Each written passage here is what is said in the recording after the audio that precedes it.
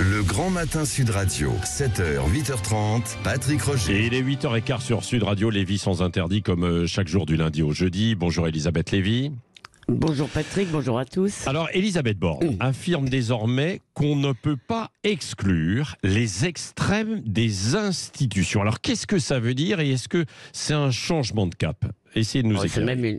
C'est même une sacrée embardée. Hein. Bon, d'abord, on ne voit mal comment la première ministre pourrait exclure des institutions les partis qu'elle qualifie d'extrêmes, donc LFI et le RN, qui comptent 164 députés. Mais saluons, cher Patrick, la sagesse retrouvée du couple exécutif, hein, parce que jusque-là, ils s'en tenaient à la fable des partis extérieurs à l'arc républicain. Parce que la première ministre ne fait que répéter la bonne parole élyséenne.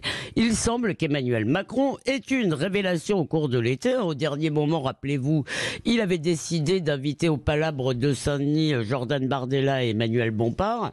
Ensuite, il aurait dit à ses ministres, eh bien, il faut reconnaître le résultat du vote. Ah bon, tiens, les forces républicaines sont celles que les Français ont choisies. Il ne faut pas les boycotter, il faut les affronter les yeux dans les yeux. En clair, le front républicain est mort. Le président a compris que la stratégie de diabolisation, d'intimidation morale n'avait pas fait perdre un seul électeur au RN, et encore moins d'ailleurs aux Insoumis. Il assume donc une forme de normalisation en supposant évidemment qu'il n'y ait pas de nouveaux revirements bientôt. Oui, mais faut-il encore qualifier ces partis d'extrêmes, hein?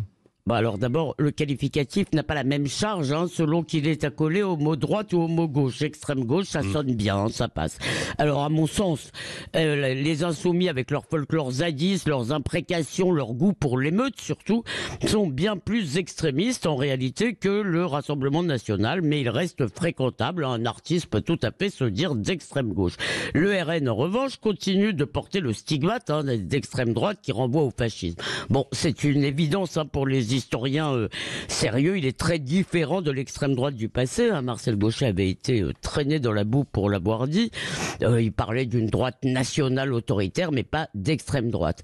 Et dans le débat public, eh bien, extrême droite, Patrick, c'est un mot valise qui est employé par des journalistes incultes ou militants pour désigner les méchants. Et puis, il y a aussi les calculs de boutique des partis qui aimeraient bien lui piquer ses 2 vice-présidences à l'Assemblée. Bon, tout ce monde exulte depuis que, vous l'avez dit, le Conseil d'État a officialisé la semaine dernière cette appellation extrême droite. Alors, c'est une affaire très compliquée, très touffue, mais je vous livre la conclusion d'Eliott Maman dans un très bon papier du Figaro. Il explique que le Conseil n'a pas jugé la ligne idéologique en réalité du Rassemblement national. Il a simplement confirmé que les élus RN s'asseyaient à la droite des hémicycles. Mais bien sûr, la presse triomphe, on vous l'avait bien dit. Alors, si on cherche une cohérence sur le fond, sur le contenu, ce que ces gens appellent extrême droite, eh bien, c'est en gros une demande de nation, une demande d'ordre et un rejet de l'immigration et de l'islamisation de certains territoires. Eh bien, à ce compte-là, cher Patrick,